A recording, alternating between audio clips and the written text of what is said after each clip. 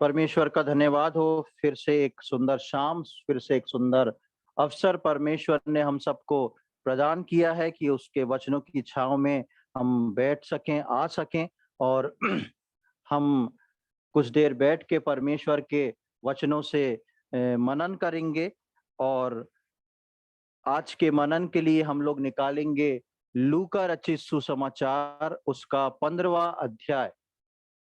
Gospel according to Luke chapter 15, लूका रचित सुसमाचार उसका 15वां अध्याय और उसकी 11वीं आयत से लेके 23वीं आयत तक हम पढ़ेंगे।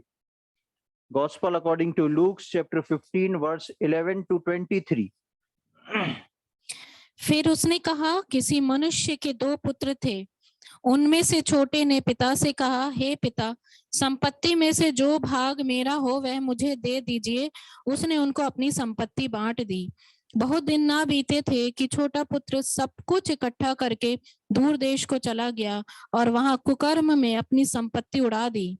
जब वह सब कुछ खर्च कर चुका तो उस देश में बड़ा अकाल पड़ा और वह कंगाल हो गया। इसलिए वह उस देश के निवासियों में से एक के यहाँ जा पड़ा। उसने उसे अपने खेतों में सुअर चराने के लिए भेजा और वह चाहता था कि उन फलियों से जिन्हें सुअर खाते थे अपना पेट भरे, और उसे कोई कुछ नहीं देता था। जब वह अपने आपे में आया तब कहने लगा, मेरे पिता के कितने ही मजदूरों को भोजन से अधिक रोटी मिलती है और मैं यहाँ भूखा मर रहा हूँ। मैं अब उठकर अपने पिता के पास जाऊंगा और उससे कहूंगा कि पिताजी, मैंने स्वर्ग के विरोध में और तेरी दृष्टि में पाप किया है। अब इस योग्य नहीं रहा कि तेरा पुत्र कहलाऊं। मुझे अपने एक मजदूर के समान रख ले। तब वह उठकर अपने पिता के पास चला। वह अभी दूर ही था कि उसके पिता ने उसे देखकर तरस खाया और दौड़कर उसे गले लगाया और बहुत चूमा। पुत्र ने उससे कहा, पिताजी, मैंने स्वर्ग के विरोध में और तेरी दृष्टि में पाप किया है और अब इस योग्य नहीं रहा कि तेरा पुत्र कहलाऊं।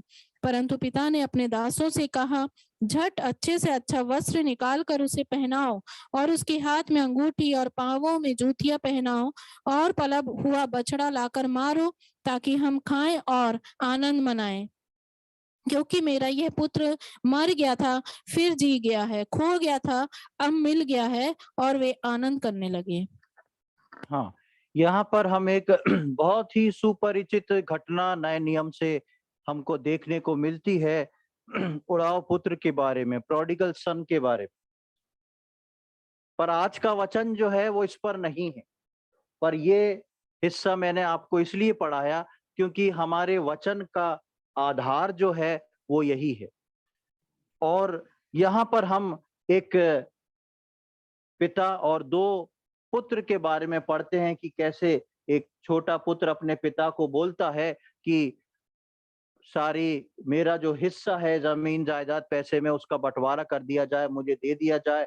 और वो उसका पिता उसको दे देता है। वो जाके सब कुछ उड़ा के जब बिल्कुल बेहाल होता है, जब उसको लगता है कि अब बिल्कुल मृत्यु मेरे करीब है, मैं जिंदा नहीं रह सकता, सरवाइव नहीं कर सकता, तो वो सोचता है कि मेरे लिए यही ठीक है कि दुनिया में दूसरी जगह भटकने से और इस प्रकार मरने से मेरे लिए बेहतर ये है कि मैं अपने पिता के घर चला जाऊं।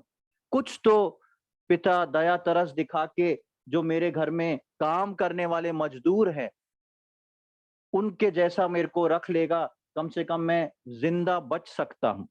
और वो सोच के अपने पिता के घर पहुंचता है, लेकिन जैसा उसने सोचा था उसके विपरीत हो जाता है। उसका पिता उसको गले लगाता है, अपनाता है और वापस उसको उसके घर में प्रवेश कराता है। हम जब विश्वासी जीवन में आते हैं, हर विश्वासी के जीवन में ज्यादातर विश्वासियों के जीवन में ऐसी घड़ी आती है कि विश्वासी या तो प्रभु से अपने जीवन में कोई ना कोई पड़ाव में दूर हो जाते हैं या फिर भटक के किसी और मार्ग में चले जाते हैं। या तो विश्वासी अपने जीवन में दूर हो जाते हैं प्रभु से या फिर भटक के किसी और मार्ग में चले जाते हैं। और उसमें से बहुत सारे विश्वासी जो हैं वो वापस भी आते हैं, बहुत सारे विश्वासी जो है वापस नहीं भी आते हैं। ऐसे में परमेश्वर उन विश्वासियों को, उन बच्चों को किस रीति से देखता है? परमेश्वर क्या चाहता है? जब एक विश्वासी अपने मार्ग से भटक जाता है, प्रभु से भटक जाता है, प्रभु से दूर चला जाता है, तब भी परमेश्वर अपने उस बेटे या बेटी का इंतजार करता है। परमेश्वर चाहता है कि ये मन फिराए। परमेश्वर चाहता है कि ये जिस दिन अपने आपे में आएगा, जिस दिन इसको एहसास होगा, जिस दिन ये समझेगा, उस दिन वो जरूर लौटेगा। परमेश्वर इंतजार करता है दोनों कैटेगरी के विश्वासियों के लिए, चाहे वो भटक के दूर जा चुके हों या वो नॉर्मली प्रभु से दूर जा चुके हों। नॉर्मली प्रभु से दूर जाने वाले विश्वासी वो विश्वासी हैं जो मीटिंग्स में बने हैं। उनको ऐसा ना सोचे कि वो चले गए, लेकिन सिर्फ एक फॉर्मेलिटी को निभाते हैं। और भटक के जाने वाले विश्वासी जो हैं, वो दुनिया की चीजों में फंस के परमेश्वर से दूर चले गए। दोनों जो हैं अपने जीवन के द्वारा परमेश्वर का इनकार करते हैं, लेकिन परमेश्वर दोनों के लिए इंतजार करता है। और परमेश्वर चाहता है कि वो भटका हुआ विश्वासी जो है, दूर हुआ विश्वासी जो है, वो परमेश्वर के समीप लौट के आए। परमेश्वर इंतजार करता है कि वो व्यक्ति जब अपने आपे में आएगा। देखिए, जब एक व्यक्ति जो है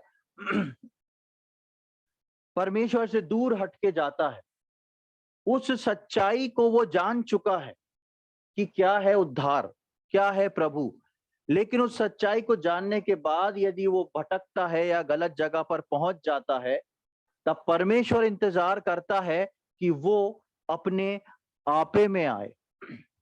और विश्वासी अपने आपे में जरूर आता है अपनी मृत्यु से पहले, चाहे वो कितना भी दुष्ट क्यों ना हो गया हो, चाहे वो कितना भी पवित्र क्यों ना हो गया हो, वो विश्वासी अपने भटक जाने के बाद अपने आपे में एक बार जरूर आता है। और वो क्यों आता है? परमेश्वर उसको उस जगह पर लेके आता है, उस पॉइंट पे लेके आता है कि वो अपने आपे में आ जाए।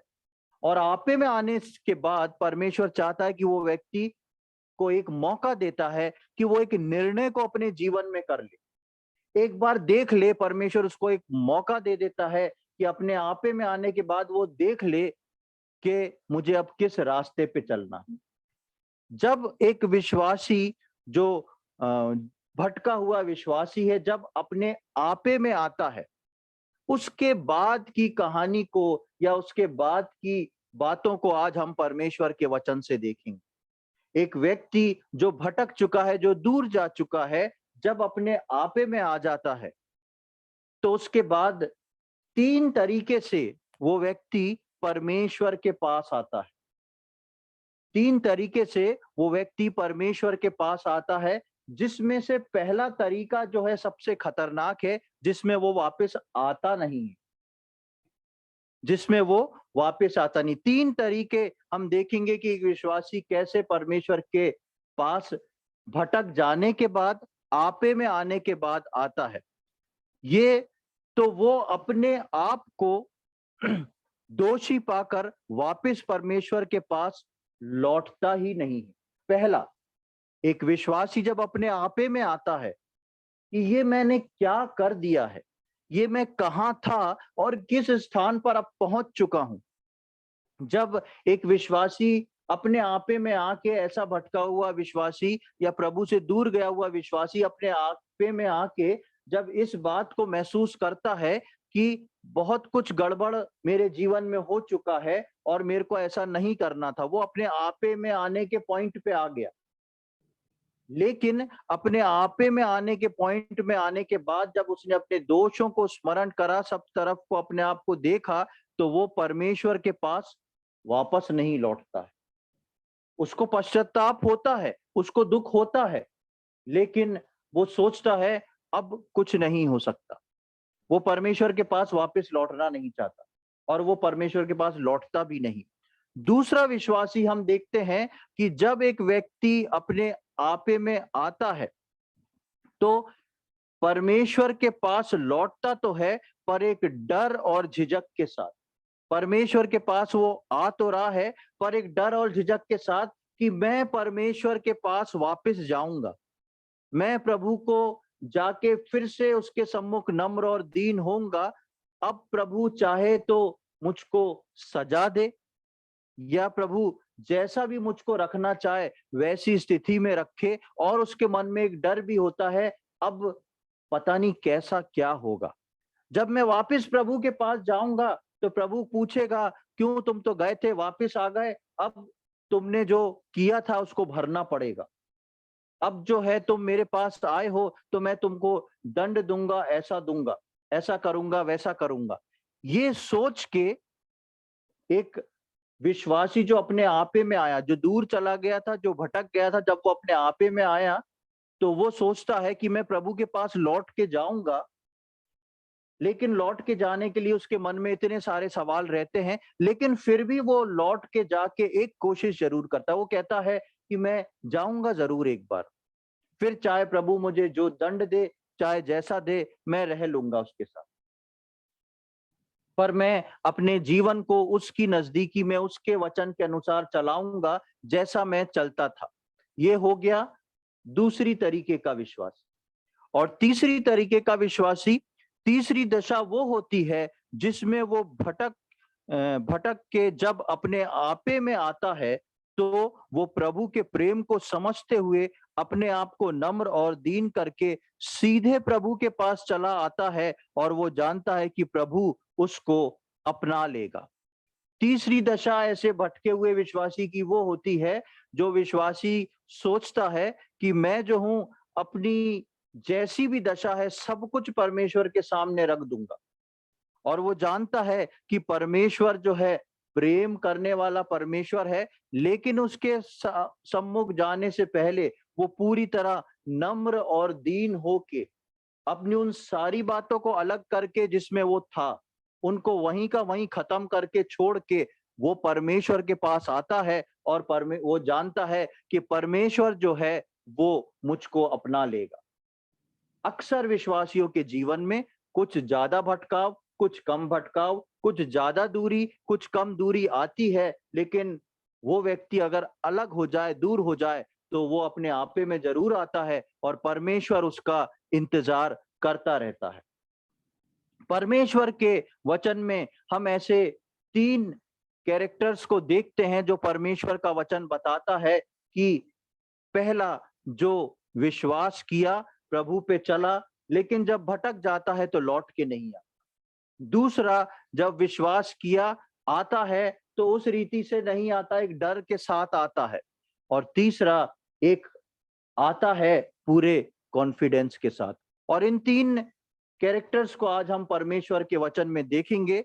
सबसे पहले हम निकालेंगे मत्ती रचित सुसमाचार, उसका 27वां अध्याय, gospel according to Matthew chapter 27।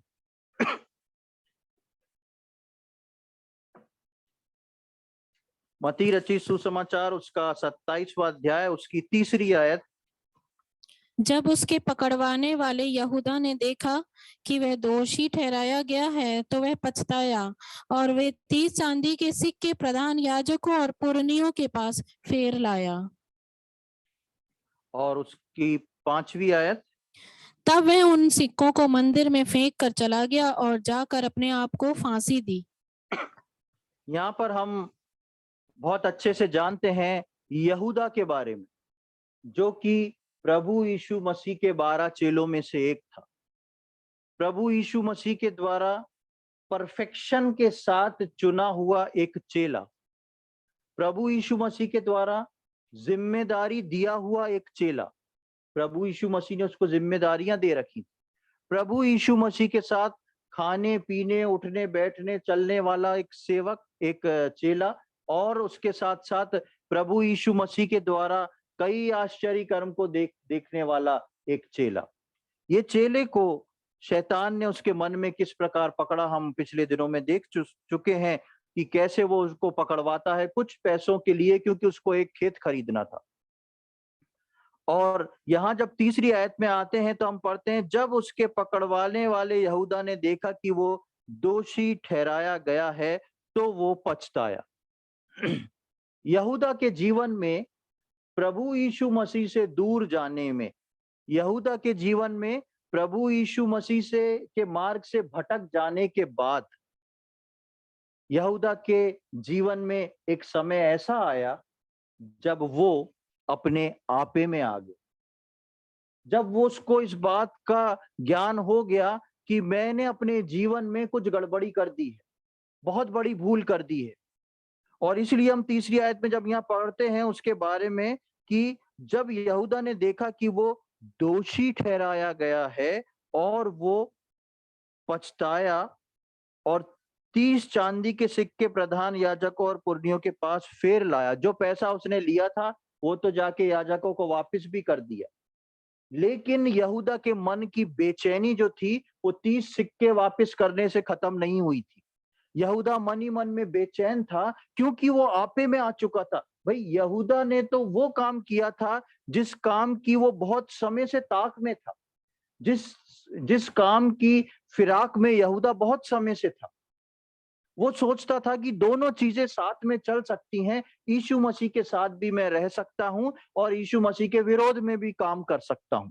इसलिए मैंने बताया कि एक विश्वासी जो प्रभु से दूर जाता है उसका मतलब ये नहीं कि वो अलग है, उसका मतलब उस विश्वासी से है जो कलीसिया में संगति में बना हुआ है, कलीसिया में संगति में बना हुआ है और उसके साथ साथ अपने कामों के द्वारा प्रभु का इनकार कर रहा है।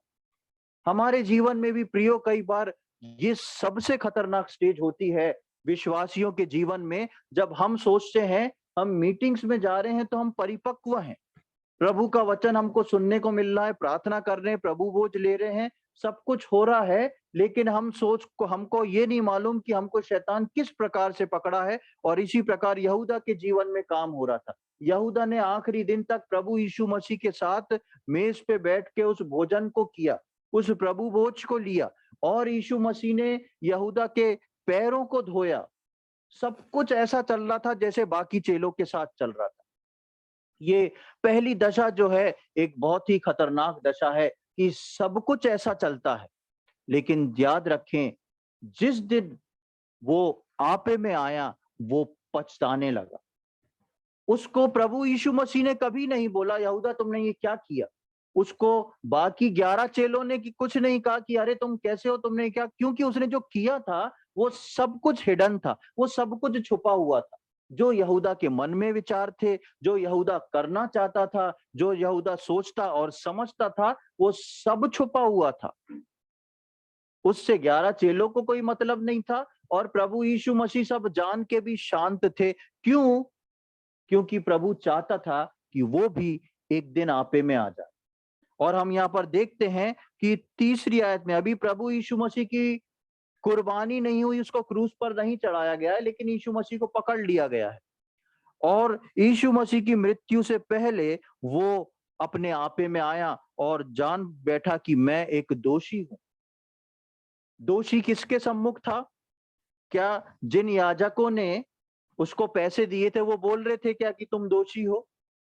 नहीं बोल रहे थे, उनका तो काम हो गया था, वो क्यों बोलेंगे, उनका तो बेस्ट फ्रेंड बन गया था यहूदा। और बाकी चीज किसी को मालूम ही नहीं कि यहूदा ने क्या किया, तो यहूदा दोषी किसकी नजर में हो गया? यहूदा इस बात को जान गया, मैं परमेश्वर की नजरों में दोषी हूं। ये बात मुझको और आपको पवित्र आत्मा प्रिक करती है, बताती है कि हमने जो पवित्र आत्मा पाया है, हम जिस प्रभु के संग संग चले हैं, हम अपने जीवन में कहां कहां किस किस किस स्थान में प्रभु को स्किप करके निकले हैं। और जब जब हम स्किप करते हैं, पवित्र आत्मा हमको पिंच करती है और बताती है तुम यहां पर गलत। और वही हमारे लिए जो है वो पछतावे का कारण बनता है। उस पछतावे को यदि हम सुधार लें वो सबसे बेस्ट है। उस पछतावे को आप नजरअंदाज करेंगे, थोड़े दिन में आपको पछतावा होना बंद हो जाएगा। पवित्र आत्मा की बात हम बार बार उसको अवॉइड करेंगे, थोड़े समय में हम उस आवाज को सुनना बंद कर देंगे। यहूदा उस स्थिति में नहीं आया था कि वो पवित्र आत्मा की आवाज को ना सुन सके। हम देखते हैं जब उसने के पकड़वाने वाले यहूदा ने देखा कि वो दोषी ठहर गया है। कैसे देखा? पवित्र आत्मा ने उसको दिखाया कि यू आर रॉन्ग, तुम गलत हो। किसी ने उसको नहीं बोला, यीशु मसीह ने भी उसको नहीं बोला यहूदा तुमने जो है गलत काम किया। जाते जाते यीशु मसीह ने एक ताना भी नहीं मारा यहूदा को, लेकिन ना चेलों ने बोला, लेकिन यहूदा को समझ में आ गया मैं दोषी हूं, और यहूदा जो था वो पछताया। लेकिन यहूदा ने पछताने के बाद काम और ज्यादा बिगाड़ दिया। क्या? हम पढ़ते हैं 5वीं आयत में, तब वो उन सिक्कों को मंदिर में फेंक कर चला गया और जाकर अपने आप को फांसी दी। यहूदा ने सोचा अब मेरे लिए कुछ भी सही रह नहीं गया है। यहूदा अगर, भले ही प्रभु यीशु मसीह का बलिदान कलवरी क्रूस पर होने जा रहा था, भले ही यहूदा ने यीशु मसीह को पकड़वा दिया था, लेकिन यदि यहूदा अपने घुटने टेक के प्रभु के सम्मुख आ जाता तो यहूदा को फांसी लगाने की जरूरत नहीं पड़ती। पहला मैंने बताया, वापस आने वाले जो विश्वासी होते हैं उसमें से पहले ऐसे होते हैं जिनको पछतावा होता है, जो अपने आपे में आ जाते हैं, लेकिन फिर भी वो परमेश्वर के पास लौट के नहीं आते। क्यों? क्योंकि वो परमेश्वर के प्रेम को नहीं समझ पाते। जब यहूदा के जीवन में मौका था परमेश्वर के प्रेम को समझने का, तब उसके दिमाग में स्कीम चल रही थी, कैसे जाना है, कैसे पैसा इकट्ठा करना है, वो जमीन लेना मेरा मकसद है, इसको पकड़वाने से सबसे अच्छा पैसा मिलेगा, यहूदी उसके विरोध में है, इसलिए वो परमेश्वर के प्रेम को नहीं पहचान पाया। इसी रीति से हम ऐसे विश्वासी ना बने जो कलीसिया में आए, बैठे और हमारा दिमाग और दिल दूसरी जगह पे चले कि यहाँ से छूटने के बाद या इस हफ्ते में हमको ये काम करना है, वैसे करना है। क्यों करना है? क्योंकि हमको अपने जीवन को लिफ्ट अप करना है। हम अपनी उस धार्मिकता को लेके कलीसिया में ना आए कि हम रोज कलीसिया में आएंगे, प्रभु के सम्मुख दंडवत करेंगे तो हमारे साथ सब कुछ अच्छा अच्छा होने लगेगा, कामयाबी हमारे कदम चूमने लगेगी। मैं आपको बता दूं, ऐसा कुछ भी नहीं होने वाला यदि आप ऐसा सोच के आते हैं तो।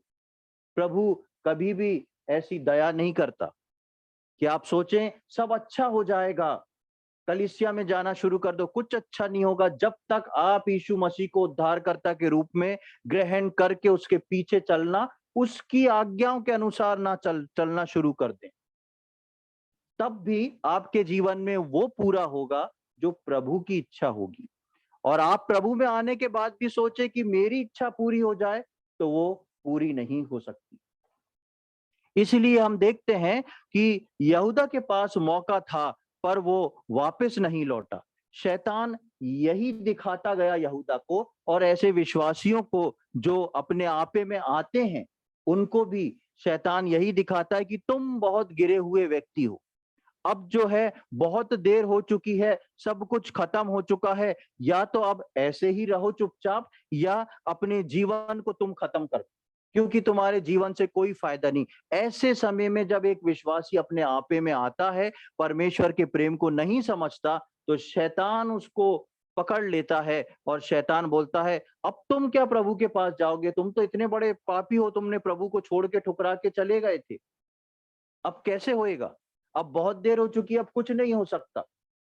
अब या तो तुम ऐसे ही स्थिर बने रहो या फिर तुम अपने जीवन को खत्म कर लो। और बहुत सारे विश्वासी, ऐसी कई गवाहियां हैं कि बहुत सारे विश्वासी जो थे अच्छे विश्वास में थे, लेकिन जब परमेश्वर से भटक के दूर हो गए, दुनिया की चीजों में चले गए, तो उन्होंने अपना अंत जो है आत्महत्या के द्वारा किया।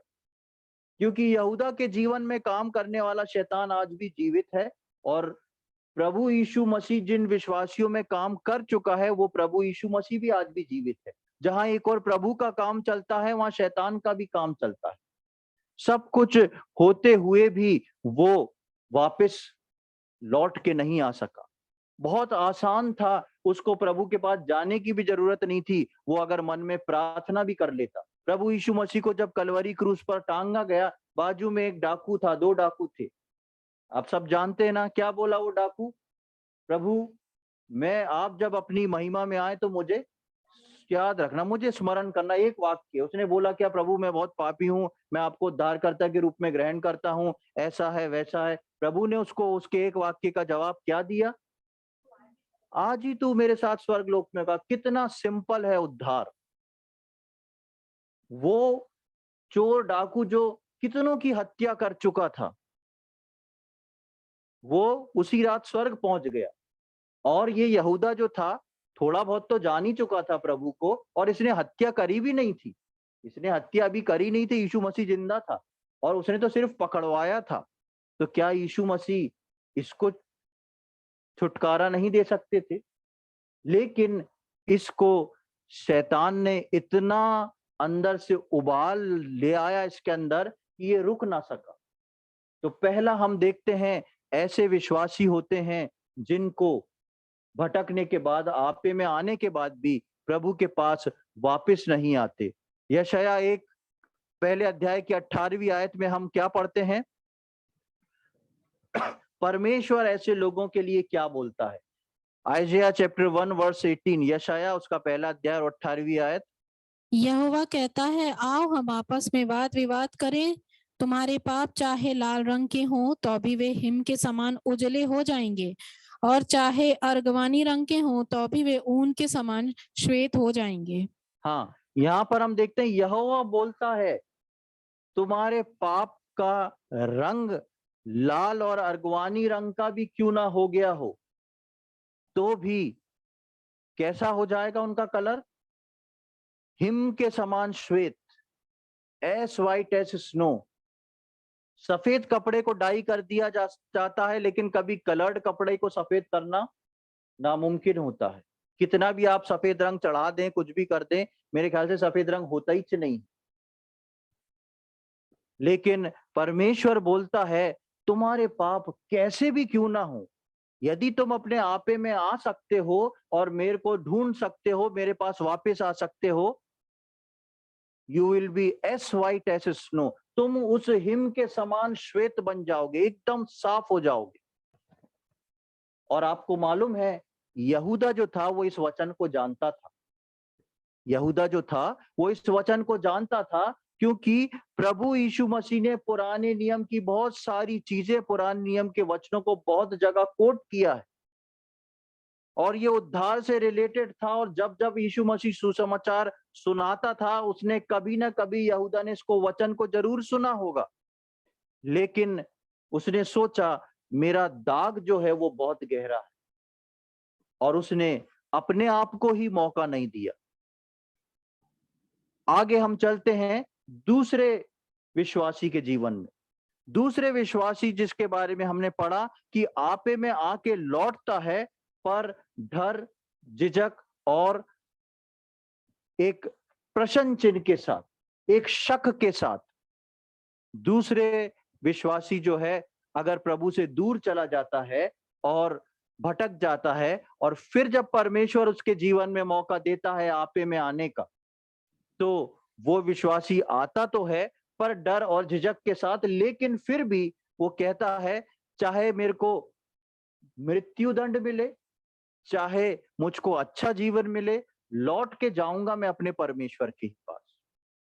ये उन विश्वासियों को बताता है जो कलीसिया में आते रहे, जिन्होंने वचनों को सुना, उन पर विश्वास किया और जब तक संभव रहा उनने अपने जीवन को परमेश्वर के योग्य रखा। बाद में वो फिसल गए, बाद में वो भटक गए, तो भी भटक जाने के बाद वो जो वचन उनके अंदर बोया गया था, वो वचन आज भी जीवित है और उनके हृदय से बात करता है। क्योंकि उनको मालूम है कि अगर हम दूर हट गए, इस सच्चाई से अलग हट गए, तो अनंत काल की मृत्यु है।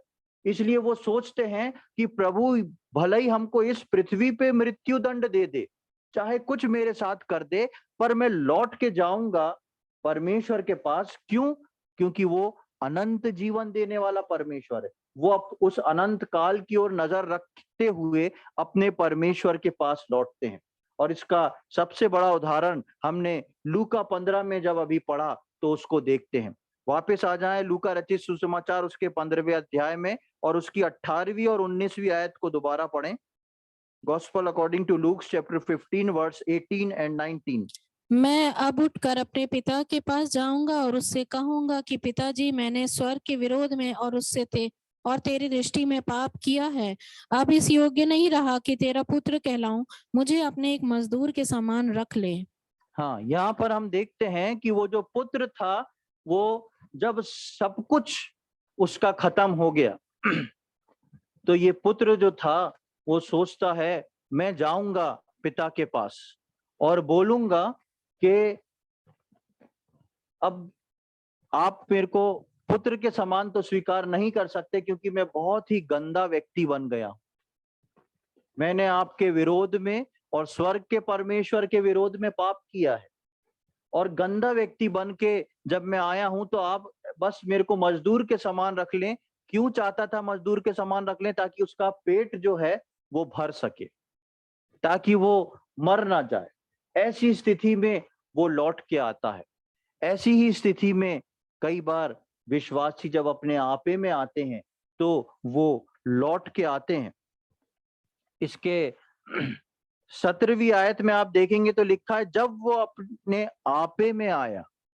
जब वो अपने आपे में आया, जब तक आपे में नहीं था तब तक सब कुछ चल रहा था। और आप इसको जानते होंगे, पहले का पढ़ेंगे तो वो जो है अपना, जब तक उसके पास पैसा था वो सब कुछ करता रहा, सब गलत काम करता रहा, सारा पैसा इस्तेमाल करता रहा। और उसके बाद जो है वो जब सब खत्म हो गया तब वो आपे में आया। और आपे में आके इस कंडीशन में वो अपने पिता के पास आता है, और उसका पिता, उसका इंटेंशन देखिए वो क्या सोच के आता है, मैं ऐसा बोलूंगा, मैं परमेश्वर के सामने सामने जाके अपने हृदय को रख दूंगा, प्रभु मैं ऐसा ऐसा हूं, मेरे से ऐसा ऐसा हुआ है, पर मैं अब आपको नहीं छोड़ना चाहता। मैं जैसा भी हूं, जो भी हूं, जैसा भी रखना है आप मुझे अपने पास रख लें। पर एक पिता का दृष्टिकोण देखें जो परमेश्वर का है। एक पिता का दृष्टिकोण देखें जो परमेश्वर का है। और पिता उसको क्या बोलता है? 22, 23 और 24वीं आयत को पढ़ें। परंतु पिता ने अपने दासों से कहा, झट अच्छे से अच्छा वस्त्र निकाल कर उसे पहनाओ और उसके हाथ में अंगूठी और पांवों में जूतियां पहनाओ और पला हुआ बछड़ा लाकर मारो, ताकि हम खाएं और आनंद मनाएं। क्योंकि मेरा यह पुत्र मर गया था फिर जी गया है, खो गया था अब मिल गया है। और वे आनंद करने लगे। हाँ, अब आप यदि इसको देखेंगे इसकी 20वीं आयत में, तो वहां पर लिखा था कि तब वो उठकर अपने पिता के पास चला। हमने अभी 18-19 में, 17-18-19 में देखा था कि वो व्यक्ति जो है वो सोचता है मैं जाके पिता को ये बोलूंगा। 20वीं आयत में वो उठकर चल देता है और अपने पिता के पास चला। वो अभी दूर ही था कि उसके पिता ने देखकर उस पे तरस खाया और दौड़कर उसे गले लगाया और बहुत चूमा। ये पिता जो था वो इस व्यक्ति पे नजर रखे हुए था। इस पिता को मालूम था कि मेरा बेटा ये जो जायदाद, जमीन, पैसा सब लेके गया है, ये क्या काम कर रहा है। इस पिता की नजर थी अपने पुत्र पे। लेकिन इतना कुछ सोच के अपने आप को प्रिपेयर करके ये पुत्र आता है, लेकिन देखते हैं कि लिखा है कि जब वो अभी दूर ही था तो उसके पिता ने उसको देखकर तरस खाया और दौड़कर गले लगाकर उसे बहुत चूमा। पिता के पास पुत्र आया, दौड़ कौन लगा रहा है? पिता लगा रहा है। तरस कौन खा रहा है? पिता खा रहा है। और उसके साथ साथ हम देखते हैं कि उसको देखकर, वहां ये नहीं लिखा पुत्र ने पिता को देख लिया, लिखा है पिता ने अपने पुत्र को जब देखा तो दौड़ पड़ा। यानी कि पिता इस इंतजार में था कि मेरा खोया हुआ बेटा वापस आए। इसीलिए मैंने शुरू में बताया कि जब एक विश्वासी अपने जीवन में इस बात को बोल अलग हट जाता है, प्रभु से दूर चला जाता, भटक जाता है, परमेश्वर एक पिता के समान इंतजार करता रहता है। उसकी आंखें उस रास्ते पे लगी रहती है, उसके कान जो है उस रास्ते पे लगे रहते हैं, कब मेरे पुत्र के आने की आहट हो। और जैसे ही ये पुत्र आता है, पिता उसको गले लगा लेता है। प्रभु यीशु मसीह ने ये जो कहानी को बताया, ये जो है एक यहूदी व्यक्ति की कहानी है, यहूदी घराने की कहानी है। और आप यदि 15वें अध्याय की 15वीं आयत से पढ़ेंगे तो वहां लिखा है, इसलिए वो उस देश के निवासियों में से एक के यहाँ, जहां पर उसने उसे अपने खेतों में सुअर चराने के लिए भेजा था, और वो चाहता था कि उन फलियों से जिन्हें सुअर खाते थे अपना पेट भरे, और उसे कोई कुछ नहीं देता था। ये व्यक्ति जब अकाल पड़ गया, सब खत्म हो गया, इसका पैसा खत्म हो गया, तो ये क्या काम कर रहा है? सूअरों को चराने का काम कर रहा है। और उस वक्त सूअरों का बहुत पालन पोषण किया जाता था, और सूअरों को चराने के लिए एक अलग प्रकार की फली, जिस प्रकार के हम बरबटी खाते हैं ना, बरबटी, उस प्रकार की एक फली हुआ करती थी। वो सूअरों को उस खेत में छोड़ दिया जाता था खाने के लिए, और ये सूअरों को भी चराता था, और इसको अगर खाना है तो वही खाना है, वही, उसके बाद कोई इसके लिए पूछता नहीं था इसको खाने पीने के लिए। ये एक यहूदी व्यक्ति था, और यहूदी व्यक्ति सूअर से बहुत दूर रहते हैं। यहूदी व्यक्ति सूअर को अपवित्र मानते हैं। लेकिन इसको काम क्या मिला? उसके स्टेटस के अनुसार बहुत ही गिरा हुआ काम मिला। और इसका पिता इसको जानता था कि ये कहाँ है, कैसा है, क्या कर रहा है। लेकिन ये पिता भी यहूदी है। पिता तरस खाता, दौड़ के आता, फिर क्या बोलता? बेटा कोई बात नहीं, छोड़, पर तू पहले नहा के आ जा। बोलता कि नहीं बोलता? नहा के आ जा, अपने सेवक को बोलता जाओ उसको नहलाओ, कपड़े अच्छे पहनाओ। लेकिन पिता ने क्या करा? उससे लिपट गया और उसको चूम रहा है। उससे लिपट गया, उसको चूम रहा है। क्यों? क्योंकि वो उसकी कुछ बात ही नहीं सुनता। वो बोलता है कुछ नहीं, बस तुम आपे में आके लौट आए ना, उतना काफी है, बाकी सब मुझ पे छोड़ दो। और हम पढ़ते हैं कि उसको नहलाया धुलाया, अच्छे कपड़े पहनाया, उसके हाथ में अंगूठी को पहनाया। अंगूठी पहनाना यानी कि एक वाचा को बांधना है। दोबारा पिता अपने पुत्र के हाथ में अंगूठी पहना रहा है, यानी कि इस बात को प्रदर्शित कर रहा है, ये मेरे घराने का है। पुराने समय में यहूदी पद्धति में खानदानी अंगूठियां बना करती थी, और उन खानदानी अंगूठी पे उनकी एक अपनी छाप हुआ करती थी, और उन अंगूठियों पे उनके कुल का नाम लिखा रहता था। इन दिनों में हम गोत्र के बारे में पढ़ रहे हैं, उनके गोत्र का नाम लगा लिखा रहता था, और 7 दीपदान की वो छाप अंगूठी पे छपी रहती थी कि परमेश्वर के दिए हुए लोग हैं, हम निज संतान हैं। और वो तो वहां सब कुछ खो के आ गया था, लेकिन पिता ने, जब वो गया होगा तो वो अंगूठी पहन के ही गया होगा। पिता ने उतरवा के नहीं रख ली होगी, उसने बोला होगा इसमें भी तो मेरा हिस्सा है। लेकिन जब लौट के आया तो पिता उसके लिए दूसरी अंगूठी बनवा के रखा हुआ था। क्यों? क्योंकि पिता को मालूम था यदि ये मेरे पास आ गया तो मैं फिर से इसको अपने कुल में जोड़ लूंगा, फिर से मैं इसको अपने गोत्र में मिला लूंगा। इसलिए पिता कहता अब कुछ भी नहीं। उसको जूतियां पहनाया, नए कपड़े पहनाए, पांव में अंगूठी पहन, हाथ में अंगूठी पहनाई, और उसके लिए एक पला हुआ बछड़ा काट के आनंद किया। प्रियो, प्रभु जो है मेरे और आपके जीवन में यही चाहता है। कई बार छोटी तरीके से, कई बार बड़े तरीके से हम अपने विश्वास से भटक जाते, और किसी को मालूम भी नहीं पड़ता। जैसे यहूदा के जीवन में क्या हुआ, उन 11 चेलों को मालूम नहीं था। जब उसने फांसी लगा ली तब धीरे धीरे वो राज खुले कि क्या था, कैसा था, क्यों था।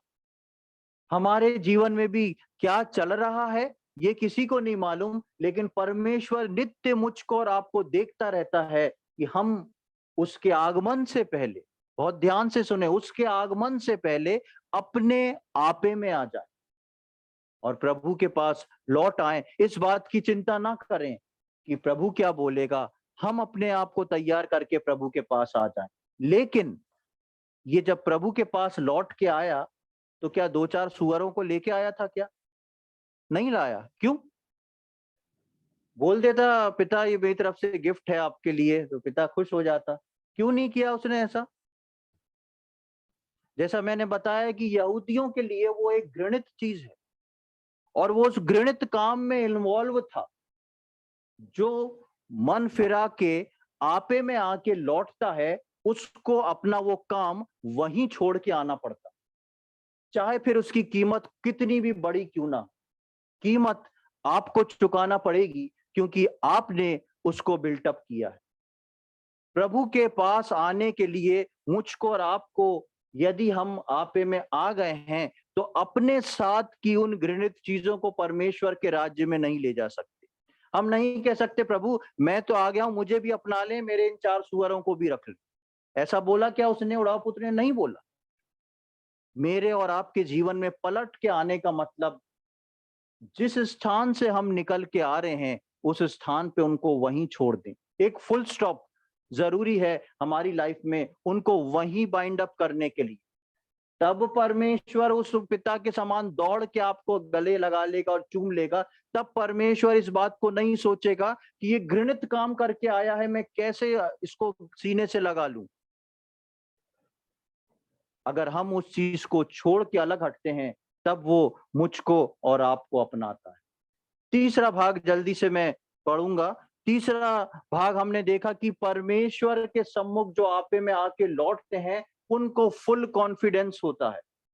मैं चाहे जैसा हूं, कितना भी गंदा हूं, मैं परमेश्वर के पास जाकर ही रहूंगा और परमेश्वर मुझको क्षमा भी करेगा। ये है जो परमेश्वर को अच्छे से जान गए हैं लोग, उनके लिए। जल्दी से मेरे साथ निकाल लें दूसरा इतिहास, उसका 33वां अध्याय, 2 क्रॉनिकल्स चैप्टर 33। दूसरा इतिहास उसका 33वां अध्याय, हिंदी बाइबल में पेज नंबर 560, 560 पुराने नियम में। और इसका 1 से लेके 6वीं आयत को जल्दी से पढ़ दें। जब मनश्शे राज्य करने लगा तब वह 12 वर्ष का था और यरूशलेम में 55 वर्ष तक राज्य करता रहा। उसने वह किया जो यहोवा की दृष्टि में बुरा था, अर्थात उन जातियों के घिनौने कामों के अनुसार जिनको यहोवा ने इस्राएलियों के सामने से देश से निकाल दिया था।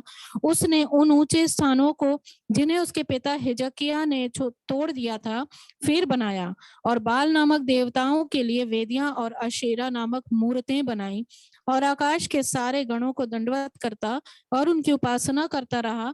उसने यहोवा के उस भवन में वेदियां बनाई जिसके विषय यहोवा ने कहा था, यरूशलेम में मेरा नाम सदा बना रहेगा। वरन यहोवा के भवन के दोनों आंगनों में भी उसने आकाश के सारे गणों के लिए वेदियां बनाई। फिर उसने हिन्नोम के बेटे की तराई में अपने बेटों को होम करके चढ़ाया और शुभ अशुभ मुहूर्तों को मानता और टोना और तंत्र मंत्र करता और ओझों और भूत सिद्धि वालों से संबंध रखता था। वरन उसने ऐसे बहुत से काम किए जो यहोवा की दृष्टि में बुरे हैं और जिनसे वह अप्रसन्न होता है। यहाँ पर हम एक राजा के बारे में पढ़ते हैं, आप बाद में उसको डिटेल में पढ़ सकते हैं। एक राजा जो था, उसने इतनी दुष्टता के काम किए कि परमेश्वर के इस इतिहास की पुस्तक में और राजा की पुस्तक में, दोनों में इस व्यक्ति का जिक्र है कि उन राजाओं में सबसे ज्यादा खराब व्यक्ति था ये। और परमेश्वर के विरोध में काम किया, परमेश्वर ने इसको राजा बनाया, परमेश्वर के विरोध में काम किया और इसने ऐसे पाप किए कि परमेश्वर के भवन के आंगन में ले जाके मूर्तियों को स्थापित कर दिया और यहाँ तक कि अपने बच्चे को उसने बलि चढ़ा दिया उन मूर्तियों के आगे। घंघोर पाप, भयानक पाप, जिसके वजह से परमेश्वर जो था इससे चिढ़ गया। परमेश्वर सिहर उठा इसके पापों को देख के, ऐसे भयानक पाप करने वाला वो व्यक्ति था।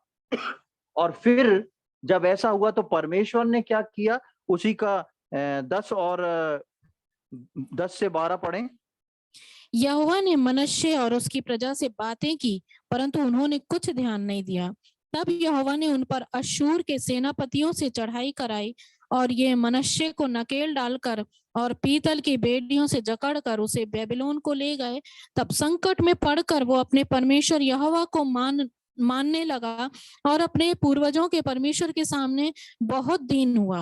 और ठीक है, यहाँ पर हम देखते हैं कि जब पानी सिर के ऊपर निकल गया तो परमेश्वर एक सेना को तैयार करता है उनके विरोधियों को, और वो आके इसको कैसे लेके जाते हैं?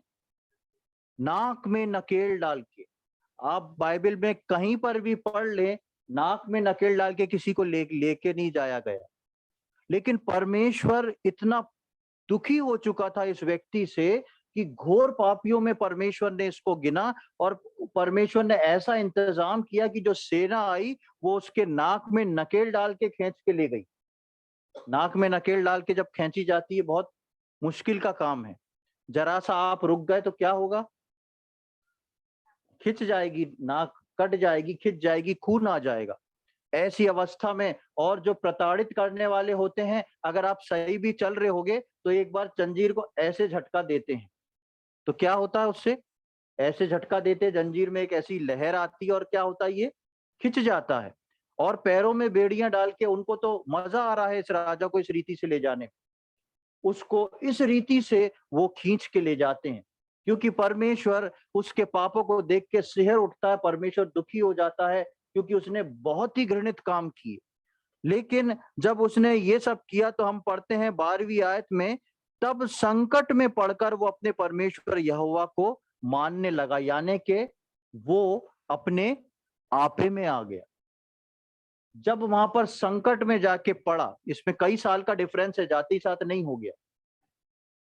वहां पर जाके जब उसका सारा घमंड, सब कुछ टूट गया, तो वो राजा जो था अपने आपे में आ गया। और क्योंकि वो परमेश्वर को जानता था, अननोन नहीं था, इसलिए वो क्या करता है, परमेश्वर से प्रार्थना करता है। और लिखा है 13वीं आयत में, तब उसने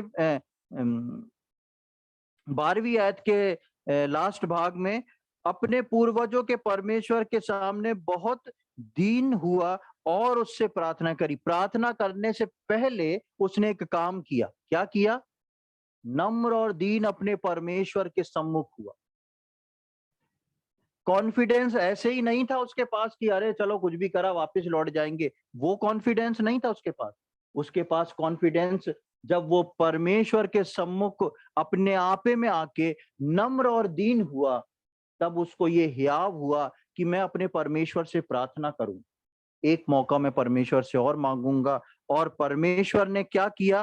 13वीं आयत में हम पढ़ते हैं, तब उसने प्रसन्न होकर उसकी विनती सुनी और उसको यरूशलेम में पहुंचाकर उसका राज्य लौटा दिया। तब मनशेष को निश्चय हो गया कि यहोवा ही परमेश्वर।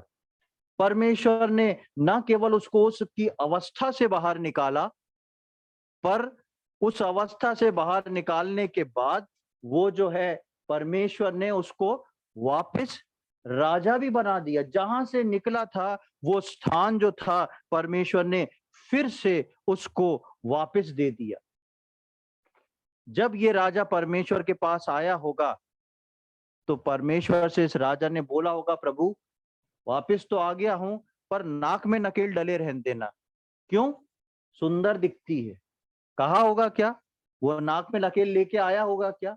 नहीं लाया, क्योंकि वो नाक में नकेल उसको इस बात का हमेशा याद दिलाती कि मैं गुलामी में गया था, मैंने क्या काम किए थे।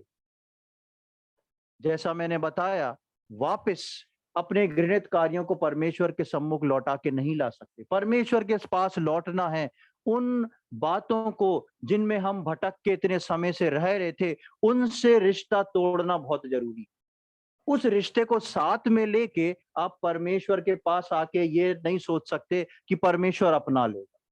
काम कठिन है, इसलिए परमेश्वर का वचन बोलता है कि ऐसे मत भटको कि तुम ऐसी चीजें बिल्टअप कर लो जिनको तोड़ना तुम्हारे लिए असंभव हो जाए।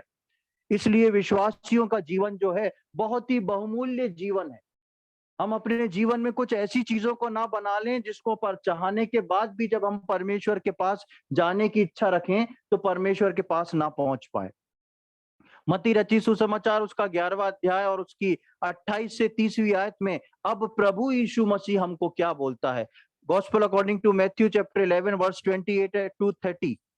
हे सब परिश्रम करने वालों और बोझ से दबे हुए लोगों, मेरे पास आओ, मैं तुम्हें विश्राम दूंगा। मेरा जुआ अपने ऊपर उठा लो और मुझसे सीखो, क्योंकि मैं नम्र और मन में दीन हूँ, और तुम अपने मन में विश्राम पाओगे, क्योंकि मेरा जुआ सहज और मेरा बोझ हल्का है। यहाँ पर प्रभु यीशु मसीह ये निमंत्रण देता है नए नियम के विश्वासियों को। हे सब बोझ से दबे हुए लोगों, चाहे तुम्हारा बोझ तुम्हारे जीवन में कितना भी भारी क्यों ना हो, चाहे तुम परिस्थितियों को देख के पीछे चले गए हो, चाहे तुम भटक चुके हो, ध्यान रखो, मेरे पास अगर आ जाओगे तो तुम्हारा विश्राम जो है वो 100% पक्का है। आके मेरा जुआ अपने ऊपर उठा लो, पर मेरे पास आने से पहले तुम्हारे गले में जो जुआ है, तुम्हारे कंधों पे जो जुआ है, उसको क्या करना होगा?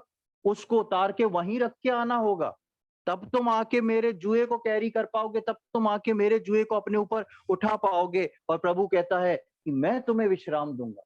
प्रियो, मेरे और आपके जीवन में हम चाहे कोई अवस्था में क्यों ना हो, मेरे और आपके जीवन में हम कैसी परिस्थितियों में क्यों ना चल रहे हो, परमेश्वर बोलता है मेरे बच्चों अपने आपे में आ जाओ, क्योंकि मेरा आगमन जो है वो निकट है। अपने आपे में आ जाओ। और यदि तुम्हारे जीवन में तुम्हें ऐसी बात महसूस होती है, उसको छोड़ के मेरे सम्मुख आ जाओ। नीति वचन 28:13 में हम एक वचन को पढ़ते हैं कि परमेश्वर किस पे दया करता है, उसको भी जल्दी से पढ़ लें। Book of proverbs chapter 28 verse 30, नीति वचन उसका 28वां अध्याय 13वीं आयत।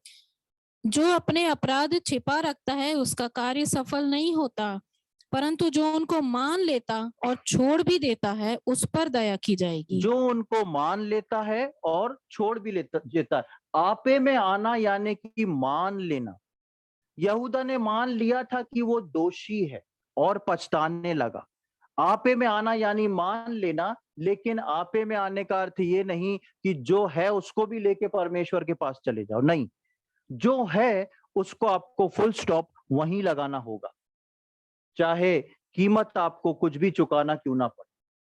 लेकिन जब आप उसको छोड़ के परमेश्वर के पास आएंगे, परमेश्वर अपने दोनों हाथ फैला के आपको अपना लेगा। प्रियो, प्रभु यीशु मसीह का आगमन जो है बहुत निकट हो गया है। और प्रभु यीशु मसीह के आगमन से पहले हम अपने आप को जांच ले। ऐसा ना सोचे कि हमने कुछ भी नहीं किया। कई बार हमारे जीवन में ऊंचा नीचा कई चीजें होती हैं, लेकिन यदि हमको पवित्र आत्मा उस आपे में ला रहा है तो महसूस करें कि हमको प्रभु कुछ इंडिकेशन दे रहा है। प्रभु बता रहा है अब बहुत समय बीत चुका है। इब्रानियों में हम पढ़ते हैं क्योंकि अब थोड़ा समय रह गया है, आने वाला आएगा और देर ना करेगा, और यदि उसका धर्मी जन पीछे हट जाए तो उसको क्या होगा? हाँ, वो प्रसन्न नहीं होगा, वो दुखी होएगा। ये मेरे और आपके लिए एक इंडिकेशन है पवित्र आत्मा का कि हम अपने आपे में आ जाएं। हम अपने आपे में आ जाएं और इस बात को पूरा करें कि प्रभु हमारे जीवन में यदि कुछ ऐसा रह गया है तो वो हमको ठीक कर दे। अपनी उन सारी चीजों को लेकिन उस स्थान पर छोड़ के जरूर आए। तब प्रभु हमारी सहायता करेगा कि हम इसमें से पार होके वापस अपने उस रिलेशन को परमेश्वर के साथ बिल्ट अप कर सकते हैं। इन बातों को यूं ही ना लें, बहुत ध्यान पूर्वक इस पर ध्यान करें। आइए हम 5 मिनट को अपनी आंखों को बंद करेंगे और अपने हृदय में अपने परमेश्वर के सम्मुख अपने आप को रखते हुए जांचेंगे और सोचेंगे कि मैं किस दशा में हूं। मेरे जीवन में मैं पहले विश्वासी के समान हूं, दूसरे के समान हूं कि तीसरे के समान हूं। प्रभु यीशु मसीह आज मुझसे और आपसे बोलता है कि मेरे बोझ को, मेरे उस जुए को अपने ऊपर उठा लो। मैं तुम्हारे को हल्का करना चाहता हूं। मैं तुम्हारे भार को उठाने को तैयार हूं। क्या मैं और आप आज अपने भार को अपने परमेश्वर को देना चाहते हैं? हम 5 मिनट इस बात को सोचें, और यदि हमको लगता है तो आज ही हम उसको प्रभु के हाथ में सौंपें, अपने परमेश्वर के पास वापस लौट के आएं, क्योंकि वो एक धर्मी और प्रेमी पिता के समान मेरा और आपका इंतजार कर रहा है। वो अपने हाथ को फैला के खड़ा है कि मेरा बच्चा मेरे पास आए और मैं उसको गले लगा लूं।